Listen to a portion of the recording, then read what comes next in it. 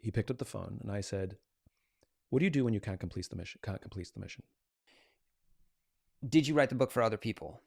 Or did you start writing it for yourself just because it had to come out? And somebody said, "You really need to write this down." And so I realized that because I had something that was so powerful for me and had a positive and powerful impact in my life, and was having a positive and powerful impact in my friends' lives, was having a positive and powerful impact on other people's lives, it became a responsibility. Because that one I quit in the middle. So Leaders Eat Last was the most difficult thing I've ever done in my life. And Start With Why was about, I don't know, something like 68,000 words.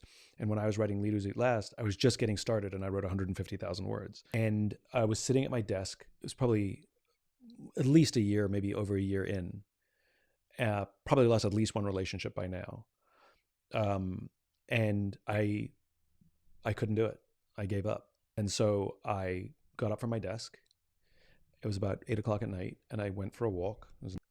And I would have to tell my publisher, I'm unable to do this. I'll have to give them back the advance because technically I'm in breach of contract, right? And for whatever reason, I picked up the phone and called a friend of mine who happened to be in the Air Force Special Forces at the time, call sign Johnny Quest. He picked up the phone and I said, "What do you do when you can't complete the mission? Can't complete the mission? What do you do when you can't complete the mission?" Yeah. And he told me a story of how he was in Afghanistan. He was a helicopter pilot at the time.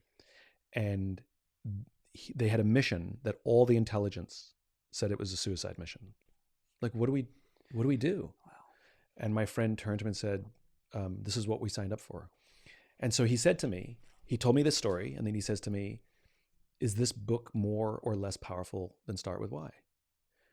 I said, "The lessons that I'm learning in the research are impacting me as much, if not more, than Start With Why." I found this kooky little book called Start With Why, and it re-inspired me to take myself on as a leader.